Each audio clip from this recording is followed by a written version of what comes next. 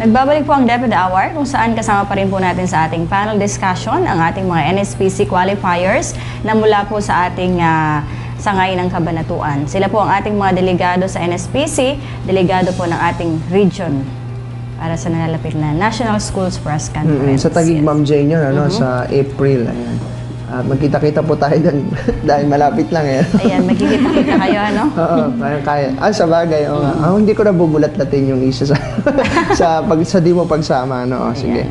At kanina po ay kakwentuhan nga po natin ang ating mga bisita at natanong po natin yung kanilang mga pagsasaya. No? Siyempre, award yan at pagkapanalo. Ngayon naman tanong natin yung mga pressure sa ating mga school paper advisors. Dahil ang ating mga bisita ay mga full-pledged na this year na school paper advisors. Tanong natin muna si Sir Gabriel. Parang yung tanong, do you feel any pressure right now? Parang Sir, anong pressure yung meron sa pagiging school paper advisor sa inyo, sir? This year po talaga sobrang na-pressure ako kasi kahit even yung mga staff namin sa Dacor, kinakantsawan ako, sir, sabi nila, mananalo ba tayo? Kasi si Ma'am Emmy, nag-retire na. So parang ala na siya ron, ala na ako mapagtatanungan talaga yung mga whereabouts, yung mga ganun. And yung pag nagte-training kami, parang sino yung kukontakin natin, sino yung magsasalita sa inyo. So talagang na-pressure talaga ako. Pero thankful naman ako kasi all out yung support ng mga bata. At nakadagdag pa, Ma'am Jane, sa pressure niya dahil parang last year lang naagaw sa inyo yung tama? Yes. Oo, yung championship. So parang meron silang revenge mode ba sila nung mga panahon na yun para maagaw ulit. Pero iba ang nakaagaw. Ayun. So, ibig sabihin ngayon, sir, si Sir Micah ay full-fledged school paper advisor. Kasi natatandaan ko kasi nung seminar ng school paper advisors, that was kailan na nga, sir? 2009 or 10? Doon ba, sir, hindi pa rin kayo full-fledged school paper advisor? Co-advisor. Co-advisor. Pero kahit co-advisor, sir, nun, kung matatandaan mo, Sir Alan, nakakuha din ng mga awards si sir dun sa school paper advisor seminar na yon. Kasi nga noon, Ma'am Jane, meron na talaga siyang background nung nag-aaral din siya, member din siya talaga ng school publication. Ayan. So, yun. At ano sa tingin mo, sir, yung naging tulong din sa iyo nung pagiging co-advisor mo? At hindi mo ba hiniling na dapat ako na agad ang advisor, sir? Hindi ko naman po hiniling kasi marami rin po akong hawak na iba't ibang organization. Pero malaki po yung naging tulong nun kasi nga po, yung age gap po, si Ma'am Emmy po medyo matanda na. May mga gusto pong isulat yung mga bata na nalilimitahan. Pero nung ako na po, napapayagan naman po kasi nakokonsult naman kay principal. So, yung mga mas gusto po nilang i-voice out, nailalagay na po namin. Ayun. So, yun din, At age does matter talaga. Parang gano'n, hindi naman, At sa mga hawak ni Sir Gabriel na mga organizations nga, sa tingin mo may pagpapalit mo itong campus journalism sa iba, sir? Hindi po siguro dahil yung puso ko po talaga nasa journalism. Kung di ba alam niyo naman po na BS Chemistry po ako, pero talagang love ko po yung writing. Ayun. So, di lang writing, alam ko mahilig din manood at magbasa si sir. Ayan. So, kailangan naman talaga yan sa pagiging writer. Sabi nga, a good writer is a good reader. Matanong naman natin si Ma'am si Ma'am Kalikdan. Sige. Si Ma'am Kalikdan, may ano po yung nape-pressure po ba kayo ngayon na kayo ay co-advisor? As a first-timer po, it's really a pressure for me. But fortunately, summer pa lang po talagang na-inform na rin po ako since yung pong aking pinalitan, si Ma'am Daisy ay na-petition sa US. Then, so summer pa lang po na-inform na ako. That time, talagang self-study na rin po ako about journalism since wala po akong background po talaga. At Ma'am Jane, sila ay nakaagaw nung ng kampyonato. Ng kampyonato, oo. So, si Ma'am. Yes po, we're very grateful talaga na for the first time, hindi naman po sa pagmamalaki. Siyempre po, yung mga past po nilang training, seminars, talagang nakatulong din po sa mga journalists ko, sa mga writers ko. Pero kayo ma'am ay English major? Yes po. Ayun. So kahit pa paano ay talagang Nagsusulat? Hindi naman po ganun. At first, pressure din po talaga. But then, nakatulong nga din po yung pagiging kasama ko sa English department ng aming school. Nare-release naman ang pressure, Ma'am Jane. Kaya, kaya ayos naman pressure sa una, no? At saka, sabi nga ni Mama, may training na rin itong mga bata na to. Kayo mga fourth year na? Mga fourth year Yung na po isa, lang po. si Yung Eliza, isa. nasa gitna. Ayan. First time mo ba pating nanalo dito sa Yeah, first time po sa RSPC din last. first and last, ha? Yeah. Parang kabaliktaran nung akin, last ko saka ako natalo. Parang gano'n, ano. Ayun. So, tanong ulit natin, Ma'am Jane, si Sir Gabriel naman. May experience ka ba, sir, na parang yung student writer mo mas magaling pa sa'yo? Ano? Parang, paano natin hinahandle yung mga ganong pagkakataon, sir? Minsan po meron talaga na tinatanong ko pa siya, ay tama ba to, ganyan. So, ina-advisean ko naman na sila na be humble, know your limits, kasi nga, yung final say nasa advisor talaga, kahit na gusto mo yan, pero kung hindi naman to ikagaganda ng sangkabuuan, so hindi natin pwedeng i-allow na may publish yan. So doon yun, sir, no? Pagdating sa sa content, Yeah, sa sa content ng ng article. Yun doon mo mafe-feel na parang, pero pagdating sa format siguro, pagdating sa structure naman siguro, siguro naman mas magaling naman ang school paper advisor, no, sir? Ayan. Si Ma'am Kalipdan, ma'am. Kayo, ma'am, experience na po kayo sa isang taon po ninyo paghawak ng school paper? Wala pa pong isang taon. Ano po? Oo nga, ilang buwan pa lang. Sige. Hindi po maiiwasan yung ganon since karamihan po sa kanila ay talagang since LM nag-journalist na po sila. But then, syempre po, bago po ako sumagot sa kanilang mga inquiries, I see to it na kahit pa nakapagbasa na rin po ako. So, yun po, sabi nga ni Sir Gabriel, yung final say ay nasa advisor pa rin. Yun po. So, yan. Ang ating mga bisita tungkol dun sa pressure, ano? Yung Pressure. mga kapos journalist lang natin kung nape-pressure naman sila. si Ira. May pressure ba on your part? Nakaka-pressure po kasi ang taas po ng expectations ng friends, family, tsaka po yung nasa school. Pero iniisip ko lang po na gagawin ko po yung best ko at hindi po ako magpapa-apekto sa pressure kasi bahala na po si God kung ano po yung ibibigay niya sa akin. Huwag ka magpapakamatay pag natalo ka. Eliza, sige. Ano po, yung pressure dumating sa akin before awarding, not before writing. Kasi po yung mindset ko that time before writing, if Bulacan can do it, I can do it. So, yeah, I did it. Ayun, magandang yan, ha? Talaga Bulacan yung standard ni Eliza. Siyempre po, hindi naman po maiwasan yung pressure, pero pinakatumatak po sa isip ko yung sinabi ni Sir Alfred na kung ano daw po yung iniisip nyo, yun po talaga yung magkakatotoo. Tapos, prayer is the best armor. Yun po. Ayan. So, kaya ikaw, dasal ka, dapat nandasal. Actually, si Ma'am Jane, binibiro ko lang po si Ma'am. Si Ma'am Jane ay isang tagayan. Relihiyosa, yan. Actually, nalilate siya dito sa Debedar dahil nagnunubi naman siya. Hindi, dadaan siya sa simbahan. Meron siya kukunin, something like that, di ba? Oo. Di ba? Marami. May ba sinabi sa'yo yung Hindi ganyan? naman, pero napagtagni-tagni ko lang ngayon. Ayan. So, yun. Gusto ko naman busisiin, Ma'am Jane, dahil sila ay private schools. Ito, State University, ay meron silang pondo, to publish their school paper. At alam naman natin na hindi masyadong maganda ang performance ng ating division sa pagdating sa group contest dahil napakaunti ang sumasali. Last year, ang nag-submit ang Wesleyan University Philippines at nanalo sila, I think, 8th place ba sa editorial page sa secondary or 13th. Basta meron sila from top 15 sa editorial page.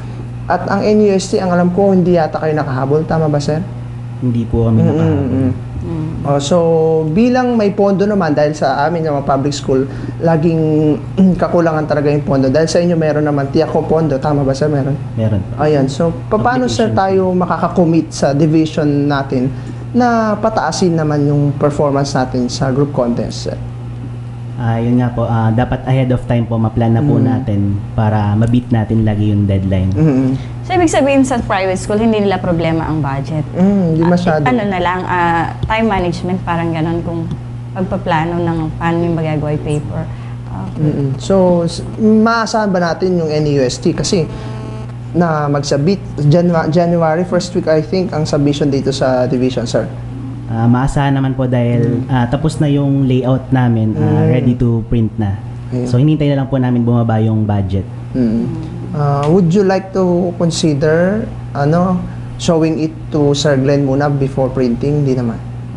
Of course po, pwede marami po. na ginagawa si Sir Glenn, Pero maganda pa rin na makita kung talagang kung ano pa yung suggestion, kasi si Sir Glenn, alam natin, marami na siya ding alam doon talaga sa school papering, baka makadagdag Kasi pagdating dyan sa national competition na yan, ang dala na natin bilang school division at region na, kaya mas siguro mas maganda nga na mag-consult tayo sa ating At saka sa supervisor. State University, Ma'am Jane, yung mga recognition na yun from the national level or regional level, malaki ang points sa kanilang ranking system. Tama ba, sir? Malaki Oo, malaking-malaki yun. Kung malaki sa atin, malaking-malaki din sa kanila. Together with the publication din sa State University. Kung ganun pala, bakit hindi na-take advantage ng mga nakakaraang taon yung ganung opportunity? Siguro nga nagkulang sa time management. Ayan. So, yun po kasama natin na magsasubmit si Sir Gabriel. Ang Wesleyan ba? Meron na? Tanong natin, Ayan. update Yes po, sa Wesleyan po, for printing na rin po yun. So, sure po na by January makapag-submit po kami. Ayan. So, maganda nga yung layout nung dyaryo nila last time, at napansin yun sa regional level. Kaya lang national, hindi na napansin. Ayan. So, yun. May pondo rin sila, ma'am, marami. Yes po. Ayun. Marami rin silang pondo. Ayan. So, yun. At kaagapay nga po tunay ng public school ang private school sa pag-angat nga rin po ng estado na kung ano mang larangan ng pinapasok ng natin sa sangay. Ayan. Ayan. So, Susunod naman natin yung ating mga campus journalists. Baka may hinahangaan silang mga journalist mismo na sa tingin nila ay naging inspirasyon. Yun, tama. Ayan. Unahin naman natin si Ava. Parang pwedeng local, pwedeng international, o pwedeng something near to your heart, parang gano'n, or close to your heart. Si Ted Filon po. Oo, si Ted Filon. Bakit si Ted Filon? Si Ted Filon. Hindi ko po alam, parang naaliw po ako pag siya po yung nagre-report sa TV. kasi yung Phylon ngayon, maraming sound effects Comedy na rin Hindi ba yung nakakaaliw? Ayun. Si naman, Alyssa. Wala po akong actual ina-idolize, but mataas po yung tingin ko sa editor-in-chief namin because sobrang galing po talaga niya. Sino ba editor-in-chief niyo? Gabriel Chenzo po. Ayun. So, medyo hindi lang siya pinalad ngayon. Yeah. Ayun. Parang gano'n naman yata lahat pag editor-in-chief na parang hindi na nananalo. Sige, anak. Ako po, siguro po yung school paper advisor po namin ng elementary. Kasi siya po talaga yung nagturo po sa akin, parang pong baby steps po sa journalism ever. Sino naman kaya yung school paper advisor ng Si elementary? Sir Robert Abalos po. Ayan. So, nabanggit nga natin kanina yung kanilang mga advisors before. Ayan. Ay, hindi natin nabanggit. Si Sir Donello po from College of the Immaculate Conception. Siya From po talaga CIC. yung nag-push. Si IC, Wesleyan, saka sa Santa Rosa. Ayan. parang tayo wala. Hindi naman. Hinihintay mo yatang sabihin. Hindi naman. Kasi syempre pag pinagsama-sama na yan, iba yung command ng language nila. Pero puro English yan. Puro English ba yan? Hindi naman. Isa lang. Pero Filipino pa rin sila. Yung dalawa. Ayan. So, tanong natin, dahil kanina si Alyssa, Ma'am Jane, gusto niyang mag-accountancy kasi 4th year na siya, At medyo hindi niya na-consider yung journalism na maging course din niya. Yung dalawa, tanong natin, although grade 9 pa lang yung dalawa, tanong natin kung kino-consider ba nila na gawing itong course. Sige, anak. Ako po, gusto ko rin po sana gawing pre-law course po yung journalism. Kung sakali po. Bakit? Ano sa palagay mo ang pwedeng maging hadlang? Bakit kung sakali? Kasi po, may iba po rin pinapakuhang course ng Ayun. parents ko. Isang consideration nga yun. Pero sa heart mo, yun ang gusto mo. Sana po. Pero dahil masunuring anak, siyempre, kung anong gusto ng magulang, ayun. Pero parang, ikaw, isa ka, mass communication graduate ka, no? Pero napunta ka sa teaching. Siguro, hindi maganda ang compensation. Maganda ba compensation ng ano? Siguro kapag mga nasa national networks ka, Siguro. no? Mass com graduate But si Ma'am Samis Leanne. at least yun nga, sinundan ko yung gusto ng heart ko. Follow your heart. Sabi nga, yun ang gusto ko nun eh. Ayun. Teaching talaga gusto mo? Hindi. Hindi. Yung Mass mass com. com. Oo, ayan. Tapos you had a change of heart na lang. Ano? Kasi kailangan. Oo, parang ganun. Anyway, si Ava? Ang first choice ko po, gusto ko po maging successful CPA lawyer or maging vet po. Tapos second choice ko rin po yung mass com.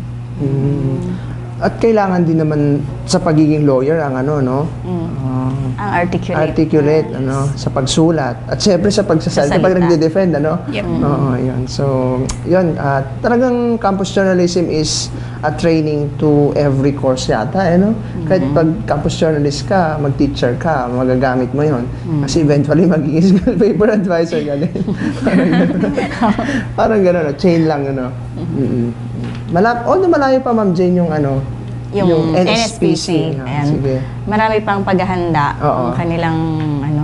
Tanong natin kung naghahanda na sila. Oo. O ano yung Anong plano? preparation Pwede rin. po? Mga plano ni Sir. Si Sir muna, Sir. Yun nga po, sinasabihan ko sila na medyo malapit na. So, kung kayong i-push everyday, magbasa kayo ng newspaper. Then, pag hinintay din po namin yung NSPC training nung region, di ba, medyo na-odlot po. So, sa tingin ko po malaking tulong yon pag natuloy. Ayun. Makatutulong. Ayan, sige. Si Ma'am. Yes po, since katatapos lang po last October ng TSPC and RSPC, sa ngayon po ay medyo pinagpapahinga ko po si Aba. And nakafocus din po kasi kami sa first issue namin. By January po mag-start po ang aming training hanggang sa intensive training po sa region. Pero ngayon po, ina-advise na rin natin sila na magbasa-basa, Yes po. newspaper, sa internet, ayan. Apo. Napakaraming matututunan ng mga bata. Ayun. Sila, baka may plano sila. Anong ginagawa niyong pagpa-practice ngayon sa sarili niyo? Para mas lalong maging magaling kayong writer. Yun po, lagi pong nagbabasa ng newspaper, nakikinig po sa news. Tapos naghahanap po ng mga ibang ways kung paano pa po mas ma-improve yung pagsulat. As of now naman po, nagpapahinga pa po. Pero nanonood lang po ka ng news paggabi. So, ayun, updated naman po. Pero pinapractice niyo pa rin ba yung basics, yung structure ng paggawa ng feature, halimbawa paggawa ng news, or mas master niyo na talaga yan? Biglaan na lang po. Parang biglang bulusok na lang nung idea, tapos bulusok din nung tinta. Parang ganun sa kanila. Bukod sa campus journalism, meron pa kayong mga writing endeavors na ginagawa? Parang ganun. O writing, nagda-diary ba kayo? O nagwa-wattpad ba kayo? Sabi Mahilig lang po magbasa. May vlog? Yun Ganun, may vlog ba na kayo? si Ava, wala din. So parang nagsusulat lang sila kapag kailangan magsulat.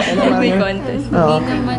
Meron po akong notebook na parang diary po. Tapos news po na dun po ako nagsusulat mga nangyayari sa akin.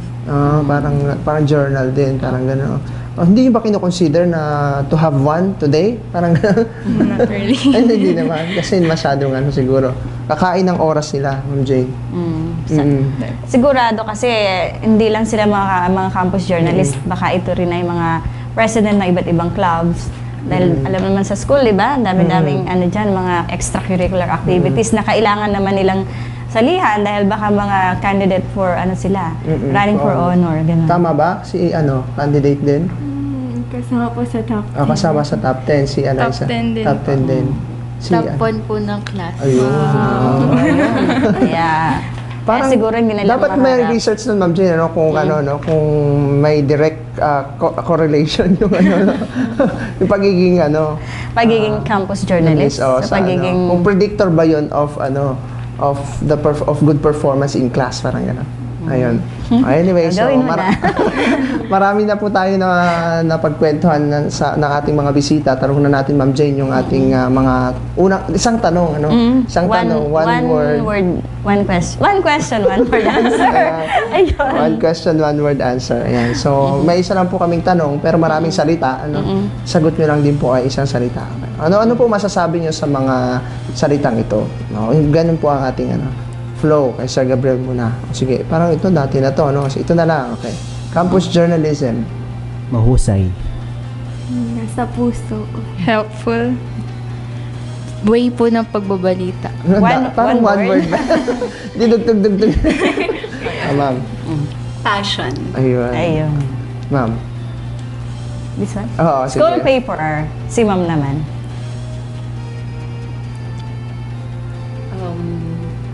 Pressure. Mga balita po. Stress. Freedom. Voice. Ayun. At huli na, isa pa, kay Sir ulit. School paper advisor. Mahirap yan natin, alam. Ikaw yan eh, oh. Ganda, no? Pogi Ikaw ka. yan. Strict. Second parent. Awesome. Yeah. Tiga-advice. School paper advisor. Dedicated. Ayun. Ayun. So, yun po. School paper advisor. School paper advisor. parang buti na hindi ako guest, ano? Kasi mga guest ako, hindi ko masasagot yata, ano? Ikaw, school paper advisor. Beautiful. Ayun na, sagot ko kasi hindi na siya school paper advisor. Kaya nga, ayun. So, yun po, inyo naman pong natunghayan ang isa na edisyon ng ating balitaan, talakayan. At syempre po, turuan dito pa rin po sa inyong programa, DepEd Hour. Ako pa rin po ang inyong kasama, Alan David Valdez. Sa ngalan po ng ating Schools Division Superintendent Dr. May Eclar, at sa ngalan pa rin po ng Office of Media and ICT, sa pangunan ni Sir Glenn Agustin, ako po si Jane Valderrama. Abangan po ninyo ang susunod na programa, Snow Moments and Memories with Jade Christian. Magandang gabi po.